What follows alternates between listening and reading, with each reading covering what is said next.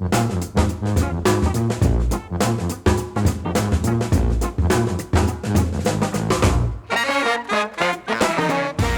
everyone, to What's Working. I'm Cam Marston, and I can't thank you enough for being along with us for this show today.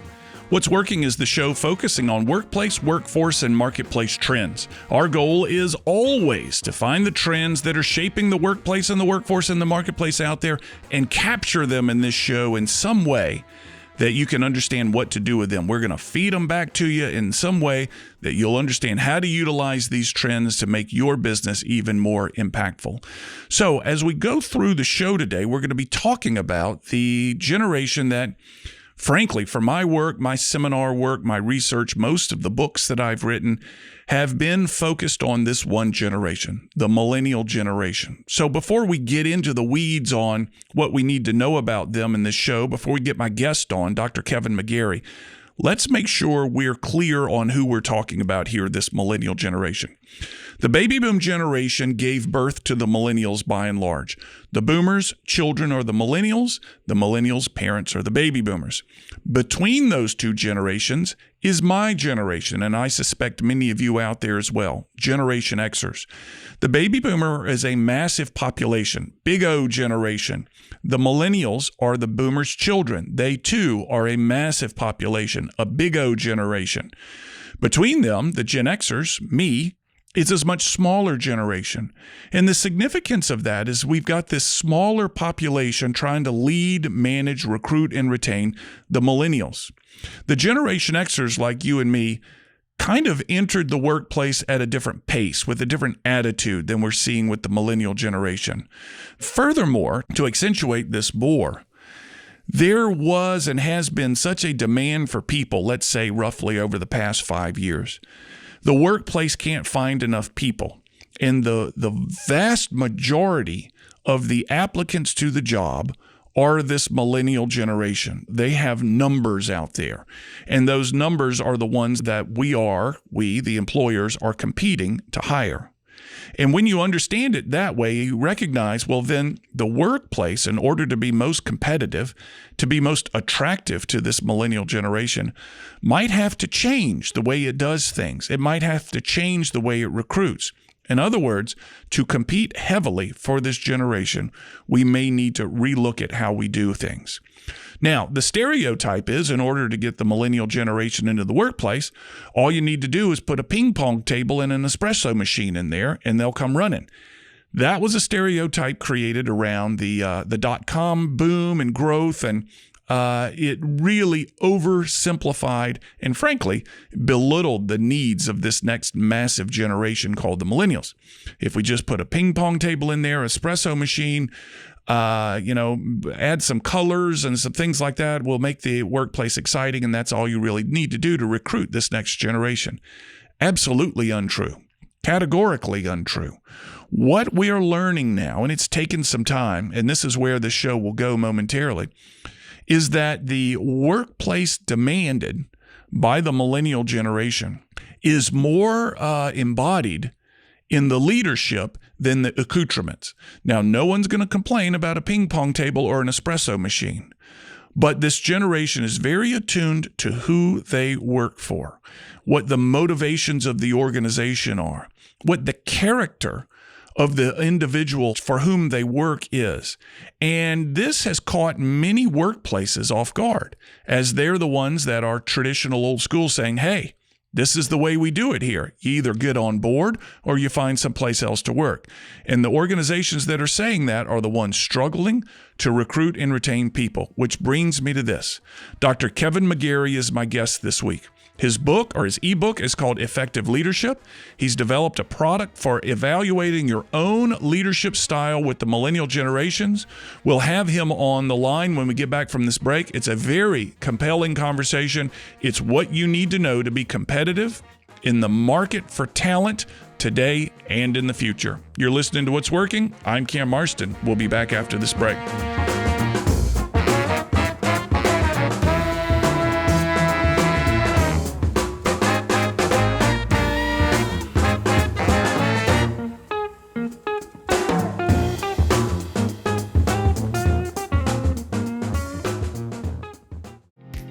This is Seth Cherniak, Vice President of Branch Development for the Jeffrey Matthews Financial Group.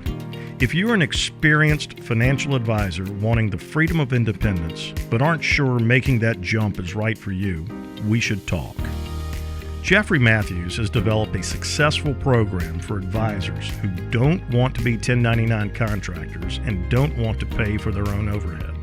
We're looking for advisors who want the freedom to run their business the way they see fit, with the support that comes with a W-2 firm. If you're interested in joining one of our branches, or if you want to open your own branch as a full-time employee, let's chat. Our compensation plan is one of the most competitive among all W-2 firms, big or small. Reach out to us today at jeffreymatthews.com, connect with me, Seth Cherniak, on LinkedIn, or click the link in the podcast. Jeffrey Matthews Financial Group, member FINRA, SIPC.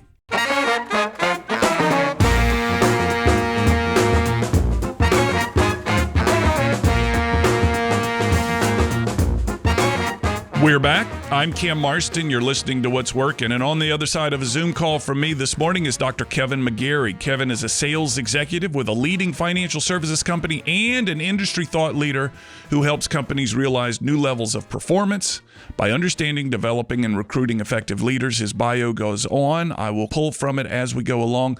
Kevin, thank you so much for your time. Welcome to What's Working. Thank you so much. I'm excited for our time together today. Yeah, you and I have been talking about this for, I want to say, maybe even years. We've bumped into each other at conferences. You've told me what you're building, leadership, millennials, generations, all stuff that I've had my finger in the pot with for years.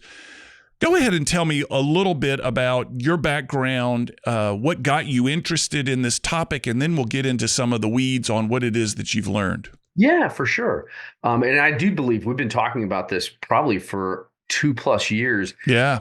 A lot of it's been driven by 25 years in financial services and 15 years of leadership.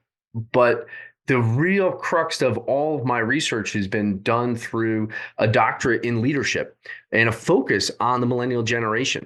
It all started probably about 7 years ago with a simple cup of coffee leading my organization. I had a mutual fund sales team, half of which were Gen X and half were millennials. The interesting part were the Gen X were living in their territories and the millennials were in the office. They were hybrid. So they were in the office for most of the time and out in the field for maybe a week or two a month.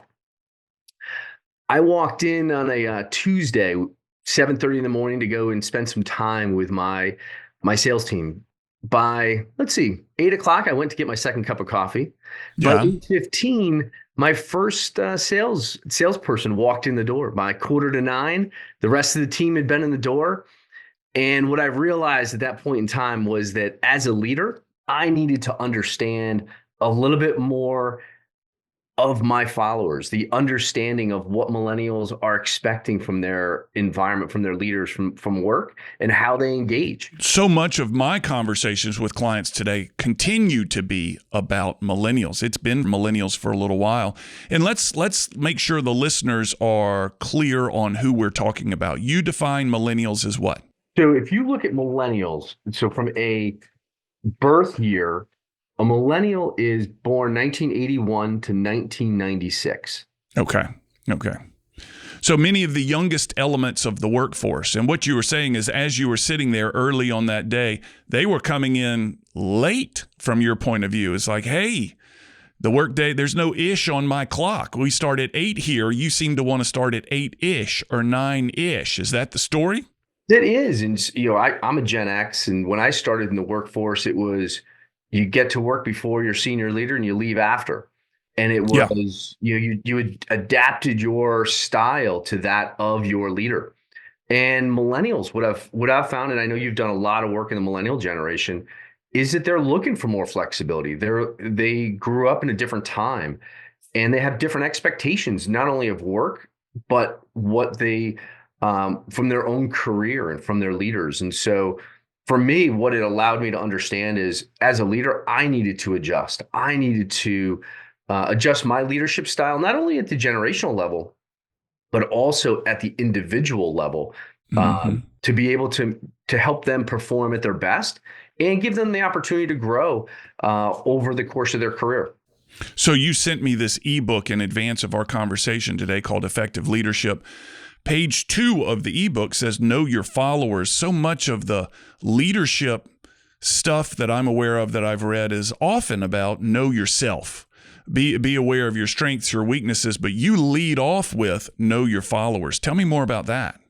It's interesting. So that ebook that you talked about, it can actually be a resource that anyone on the podcast can access for free. It gives a summary of my doctoral thesis in a way that you can actually access it and implement some of the work. But when it comes down to know your follower, what I realized through the research that I had of over 600 Gen X and millennials, leaders that know their followers and understand is a perfect example. The number one thing that followers want from their leader is to have a career, a vision for their career. So Mm-hmm. if you know your follower and understand where they want to go in their career, understand where their passions lie, whether they're at work or at home, you have an opportunity to get them more engaged, to have them be more passionate, to achieve more, knowing that you know where they're headed, and you can actually, as a leader, help them be more successful over the long term. So is it safe to say, Kevin, that every generation through the past, let's say since World War II, would have liked that? But it just wasn't offered in the workforce back in the day. One of the quotes from this ebook that I like so much was Jack Welch, Henry Ford, or Tom Watson's styles would not deliver the same results today that they did during their reigns. In other words, these guys, Welch with GE, Henry Ford of Ford Motor Company, Tom Watson, IBM, are known for their leadership, are known for what they've created.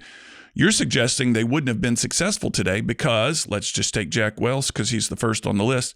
He didn't really want to get to know you that much, or he said, follow me, do it this way or else. Expand on that for me, if you will. Yeah, and so the research kind of came back, and it's interesting, right? The leaders of the past who you just mentioned, it's more follow me, do it this way. And millennials, the way they grew up, they had an opportunity to engage. Their parent-child dynamic was different. Their engagement with coaches was different. Yeah. They want today to be more involved. They want innovation is very important for them. They want to be able to bring their knowledge to the workforce to be able to help make decisions over the long term.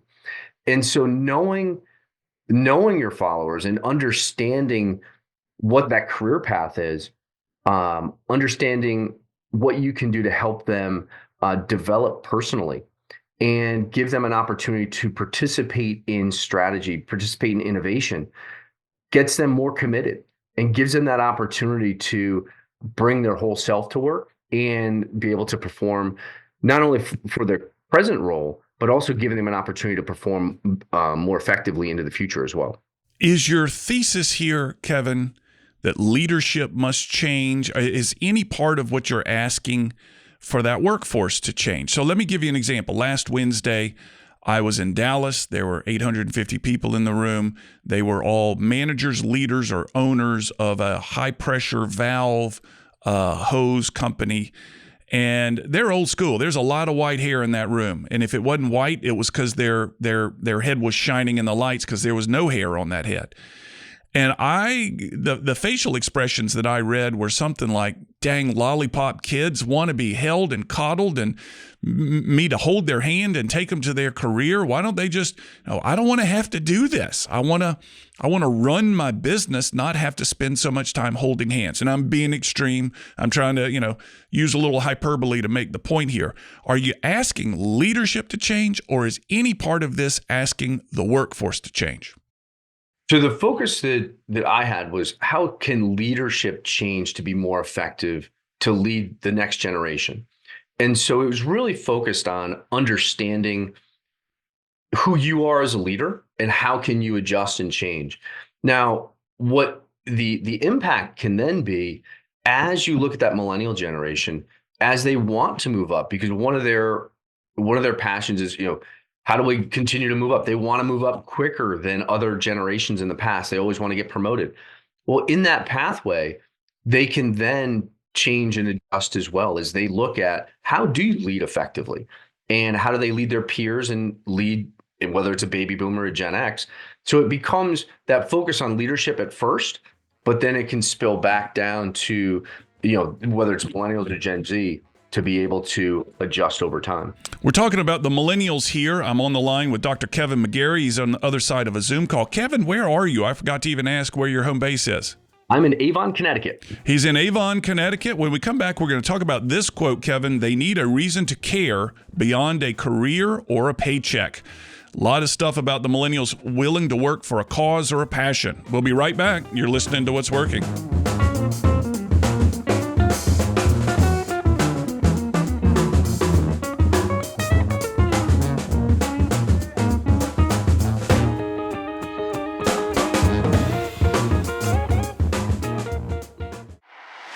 This is Bill Eastet. I perfected my baking recipe behind my live music stage at my little restaurant in Fairhope, Alabama. We have custom-made smokers and small batch bacon made just for you. So if you're looking for the best bacon in America that has been cured, smoked, and even serenaded by songwriters, you definitely need to try Billy's Small Batch Bacon. www.billysbacon.com.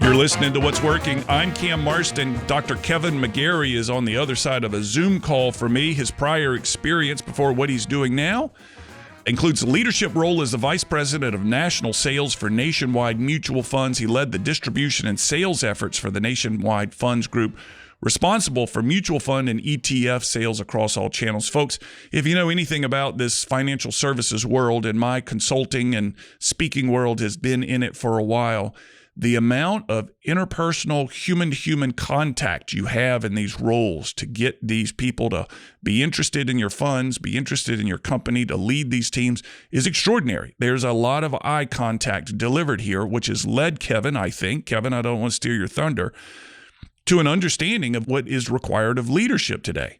Prior to the break, Kevin, I read this from page 4 of your Leading 360 Insights ebook. They need a reason, they being the millennials, to care beyond a career or a paycheck. Expand on that for me, please. Yeah. I think what that really comes down to is the research that I did talking to millennials was their focus is above and beyond just the role that they have within an organization. And in fact, they spend a lot of time outside of their career, whether it's doing volunteer work, being involved in the community. But their expectation is that their organizations that they work for, they want them to be highly engaged in the environment. They want them to be engaged in the community. The research that I conducted, millennials, what they were focused on, what was important to them, it's been highly important to them for an organization. They wanted their leader to be people-focused. But when it comes outside of work, ethics and sustainability was top on their list, as well as diversity and inclusion. So those topics are highly important. So they want to know when coming to an organization that the organization is focused on those topics. I'll give you a perfect example. I was interviewing, this was probably a couple of years back, and it was interviewing a millennial. And one of the questions that came back was, what's your recycling? What's the protocol at the organization around recycling? Which is a question that would not have been asked years ago, not too long ago. Very reflective of a new workforce. And it's, I look at it myself, it was like when I started in corporate America, we had recycling, right? We had 2 bins. We had a waste bin and a recycling bin. And at the end of the day, the janitor came and dumped both of them into the same waste basket. Today, I was, getting questions about what's the organization doing when it comes to sustainability. And it's been a huge change, and it's so important that companies follow sustainability, recycling, and it's important not only to the environment, but obviously to the workforce as well.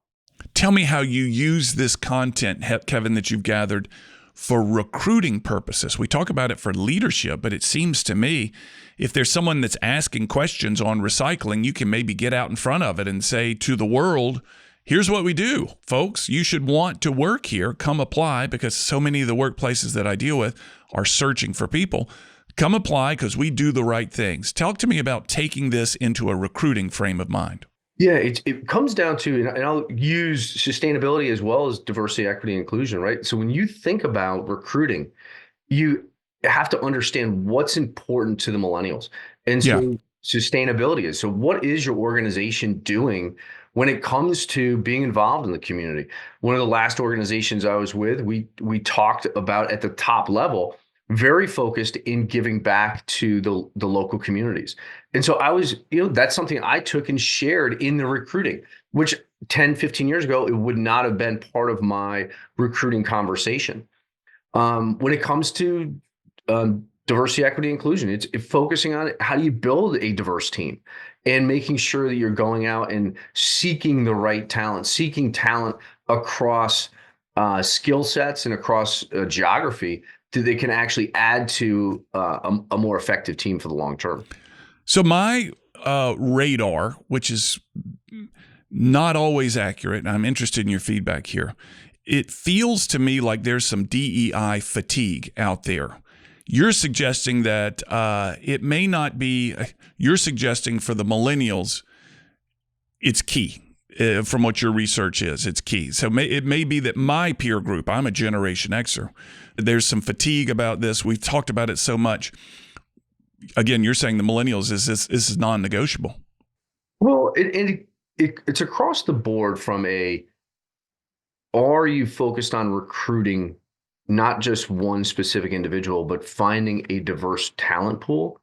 Millennials and Gen X, from the research that I conducted, they were very focused on removing biases and not just hiring one specific person. Right? It's making sure that the diversity, equity, inclusion involved around pay gaps. And so millennials were actually concerned about males and females, or one getting a higher salary than another. And how can we as leaders make an impact on understanding what that offer is? And you're not going to offer, let's say, a male versus a female a higher salary.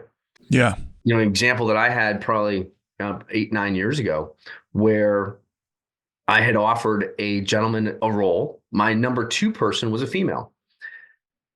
The salary that I offered to the gentleman was, let's call it X, and he turned it down for a variety of reasons. But the individual, the female it was my number 2 that I offered the role to, my HR came back and said, "Oh, she'll take it for less, so let's offer her X minus 20%. Wow. And it was an interesting back and forth with HR before making an offer at the same level. But it took me as a leader to fight that fight for her to make sure that I could offer the same thing that I had offered a male candidate just 2 weeks earlier. It seems like HR would be on the other side of that argument.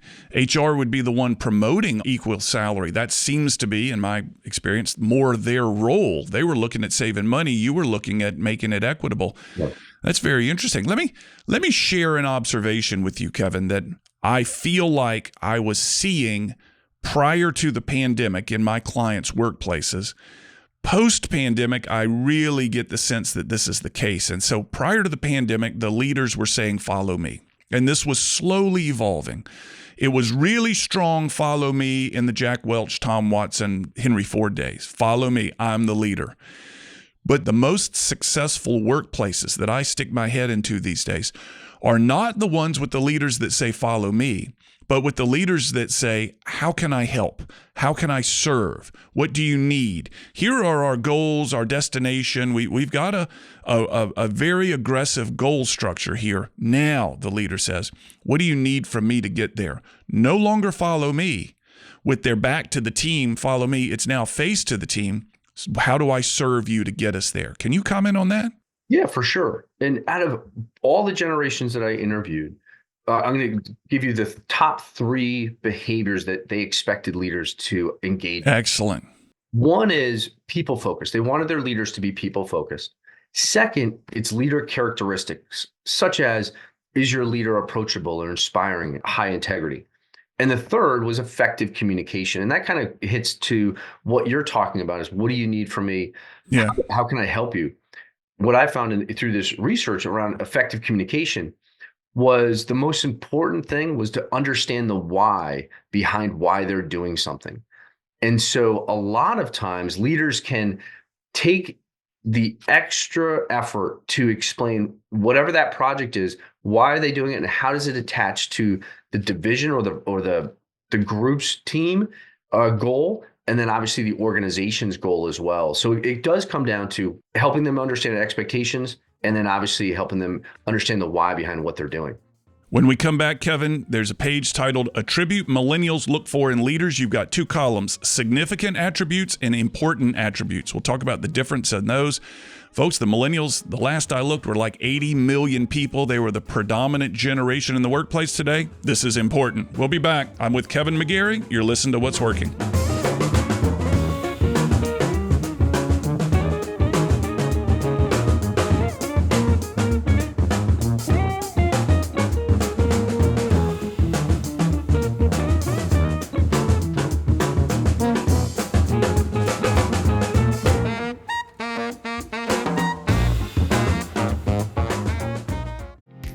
This is Seth Cherniak, Vice President of Branch Development for the Jeffrey Matthews Financial Group.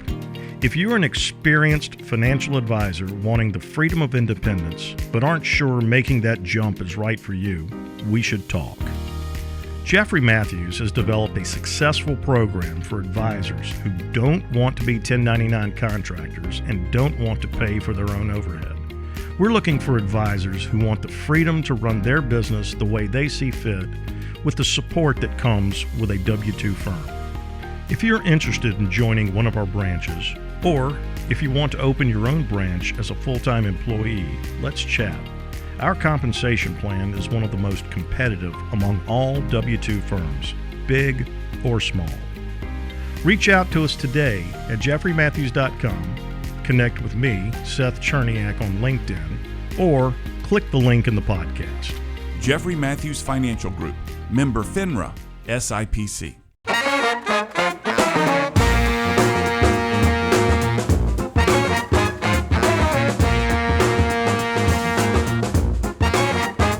I'm Cam Marston. You're listening to What's Working. Dr. Kevin McGarry is on the line with me. He's a graduate of the University of Connecticut with a bachelor's degree in finance, also holds a Master of Arts in Professional Practice and Coaching from Middlesex University in London, and Kevin recently completed a doctorate at the University of Wales, Trinity St. David, in Professional Practice and Leadership with a dissertation focused on leading millennials more effectively, which is exactly what we're talking about.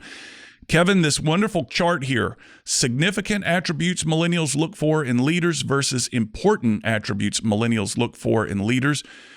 Can you touch on a couple of these things? Provide access to technology, leaders who strive to make a positive impact on society and the environment. There are a number of wonderful ones listed here. Pick a couple of those and expand on them for me. Yeah, for sure. The research that I conducted with millennials, and what was more important to millennials than any other generation, that's what looking at significant is, how is it significantly different than baby boomers or Gen X? And so the millennials providing access to technology to amplify their ability to be more effective, to be able to access work maybe remotely and having that flexible work environment. And now as you start to see the development of AI, they still want to have access to technology. How can they improve upon and become more efficient with technology as a part of who they are? Because they also believe, as they've kind of grown up with technology, that they can use that as a leverage point to be able to create more innovation within the company as well. There's two here, one in significant and one in important. The significant one reads, again, this is significant attribute millennials look for in leaders, reduce the company's environmental footprint. An important one reads, audit suppliers on their commitment to reducing their environmental footprint. This is a common theme there.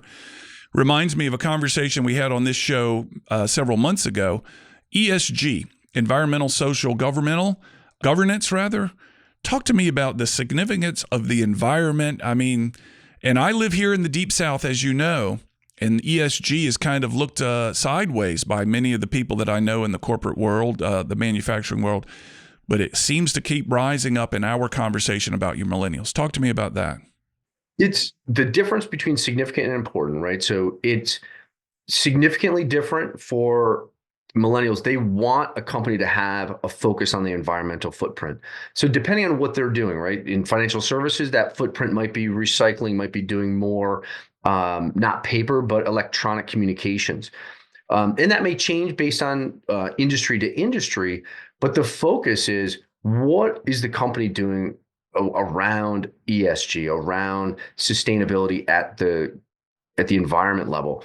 When it looks at important, it's also important, which means it's maybe not as high of a priority for them, but they still find it very important that if you're going to do business with another organization, what's their footprint? What's their reach to the environment? And are they really focused on making an effort to be sustainable? Are they making an effort to truly make an environmental impact?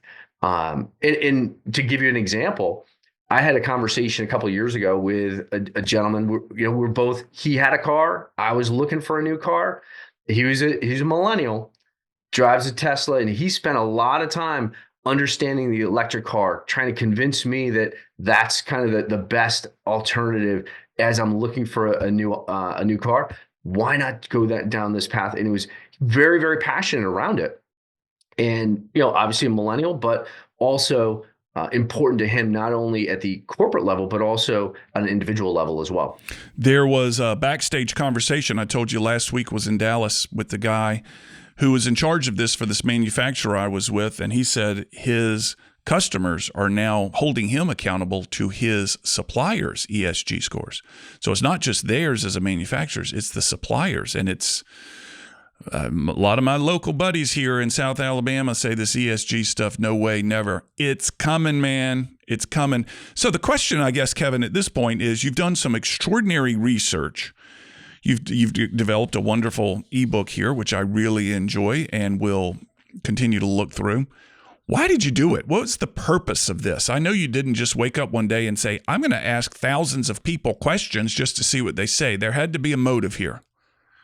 There is. And that motive for me as an individual, I've always been passionate about helping others be successful. And for me, I wanted to be able to create a pathway for others, aspiring leaders or leaders, to get better. So to be able to find a way to how do you improve leadership across the globe. And over the course of my doctorate, I actually partnered with 3 other individuals and created a company called Leading 360. And Leading 360 is taking this research and research from my other partners as well to be able to come back and create the world's premier leadership platform, an opportunity for leaders to engage, understand where they are from a leadership standpoint, and actually improve over time. And what we've created is taking these themes, broken them down into 3 categories: intentions, inspiration, and impact. So we provide a leadership assessment that you can take that will give you an understanding of where you are from an intention standpoint, your leader characteristics and beliefs, inspiration to understand how you lead people and what's your communication style, and then finally impact to look at sustainability, strategy, and innovation. And taking the research, giving individuals an opportunity to assess where they are and provide actionable items that they can actually improve their overall leadership skills into the future. Is the assessment of the leader him or herself, or are their peers and colleagues asked to weigh in on it? If I were to do this, am I giving a copy to the people who report to me, or is it just my own evaluation of my skills? Today, it's a self-evaluation. So it gives you the opportunity to understand who you are today. And then we're developing a true 360 evaluation where you would be able to bring in other folks on your team to be able to weigh in on your leadership ability as well. I think you said when you were describing it, it was a career type of thing. It wasn't a one hit. Do you see your progress? Is it executed in such a way that I can test my progress? And that's one of especially as you think about the new year, right? Putting goals in place for the new year. We have two different packages, one of which is take it once and see where you are. And the other package is a monthly subscription where you actually can take it on a monthly basis and will track your Oh, wow. your improvement as you move over time and giving you different advice on, hey, where can you improve? How can you be a little bit more effective leader next month? And will then track your progress as you go throughout the course of the year. You have listed very clearly the attributes that the millennial generations are looking for in a leader. Is there any chance that what they're looking for in a leader will change? In other words, when they're in their 50s and they're examining empty nesting, or are these characteristics? I suspect that environment, DEI, all that kind of stuff is kind of baked into this generation right now. But at some point, perhaps what they're looking for in leadership may change. How do you account for that? What we're doing is the way we're actually structuring our assessments is dynamic. So we continue to add any new research that we have. We'll add into that with different examples and action items. What we've also seen, what I've seen through my research, is the baby boomers, millennials, Gen X, and Gen Z, they really haven't changed. And so, I've looked at what were the attributes that they were looking for from a leader, Gen X, 10, 15, 20 years ago to today, and it is very similar. But individuals could obviously change over time. How do they find you, Kevin? What's the best way for them to get in touch with you? Best way to find me, one is on LinkedIn. Second is through iLeading360.com, where you'll have access to our assessment, and you can actually get a discount, a 25% discount to our leadership assessments by using the discount code Leading with Cam. You can also find additional research on McGarryleadership.com, where you can access my resources as well. So best way to get me, LinkedIn or iLeading360.com, and go from there. I'll have all those in the show notes, everybody. Go to the podcast version of this show. We'll have it listed for you. Kevin, thank you so much. I really appreciate it, and I can see the amount of work you've done. It's very impressive. Thank you so much. I really appreciate it. It was a lot of fun. Back after this break with segment 5. You're listening to What's Working. I'm Cam Marston.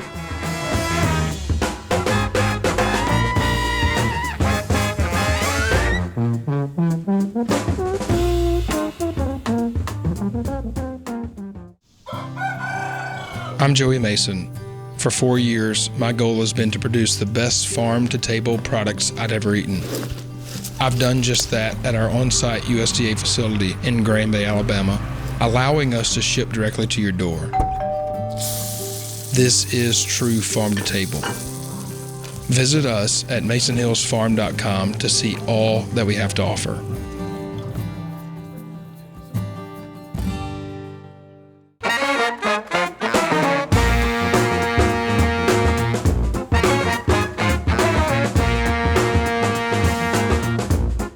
I'm Cam Marston. You're listening to What's Working. We're back. Kevin McGarry, Dr. Kevin McGarry, he and I have bumped into each other at conferences over the years, for the past 2 years, I'm guessing. And he pulls me aside and he says, Cam, I think I'm onto something here. I think I've got some really interesting information that will be very helpful to the lead. And he and I have been talking about this for years, and I'm thrilled to see that his research has accumulated these documents that I'm looking at, as well as this service that he's talking about that will allow you to evaluate your own leadership characteristics. Kevin has worked hard on this. He and I have talked about it for a while, and it's now finally time to release it. And I'm thrilled for him because he's worked his tail off about it.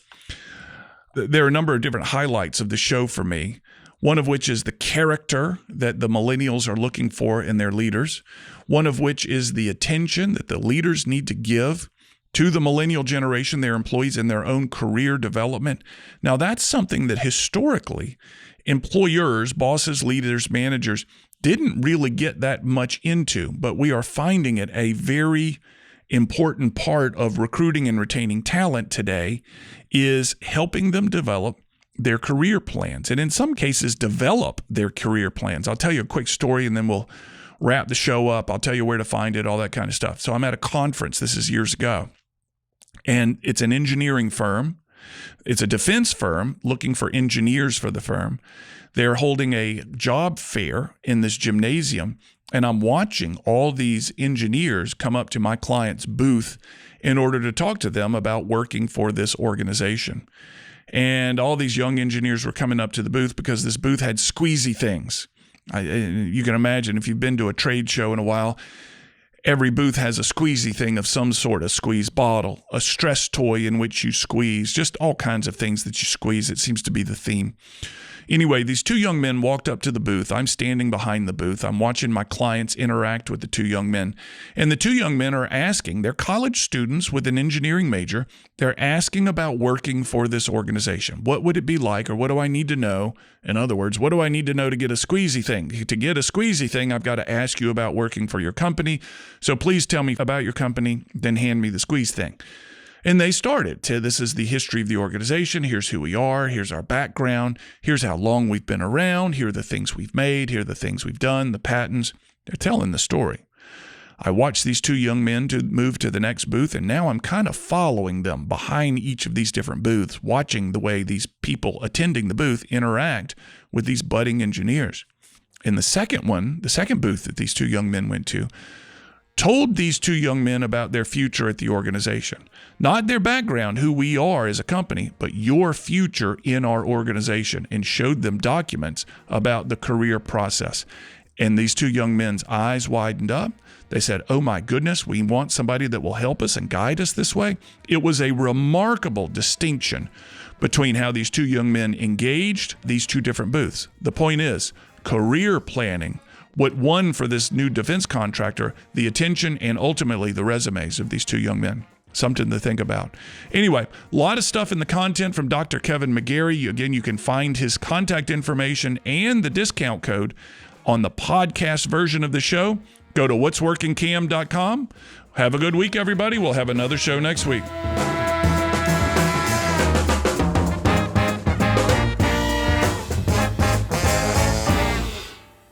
As you likely know, this show originates as a radio show broadcast across the state of Alabama, and it continues to grow in both radio listeners and market.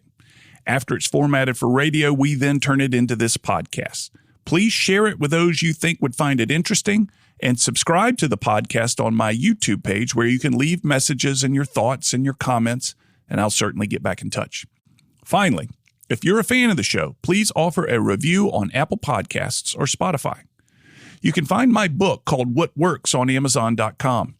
In it, I highlight the top 10 ideas from the first 200 episodes of the show. Mind you, they're not the top 10 best episodes, they're the top 10 best ideas.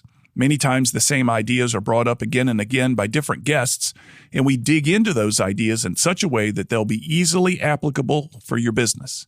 Simply go to Amazon and enter my name, and you'll find What Works as well as my other books. Chapter titles include How to Find a Niche, Innovation, Building Teams, and so forth. To learn more about the workshops and seminars I offer, go to cammarston.com. There you can view clips of my work, view workshop titles, view my reviews, case studies, customer lists. It's all there. If you'd like a free copy of one of the chapters of my book, enter your email address at the bottom of the homepage at cammarston.com. And from that site, you can email me directly. I always love to hear from you. You'll also find me on social media. Find Cam Marston on all the social media platforms, and you may need to enter the numeral 1. There's one other Cam Marston out there, and that numeral 1 distinguishes me from him from time to time. So if you're unsure if it's me or not, enter that numeral 1 after my name, and it should do the trick. On a more personal and less professional side, I record weekly commentaries that air across Alabama on Alabama Public Radio twice each day on Fridays, called Keeping It Real. They've won statewide and national awards. They're simple observations on the world as it goes on around me, and they're only a few minutes long. They're a passion. You can find them on the same podcast app you're using to listen to this. Finally, if you're interested in advertising on this podcast or the radio show, reach out. I've worked hard to cultivate a specific listener, and I can tell you all about them, and I have many different options for helping you reach them. Thanks again for listening. We'll have another episode available soon.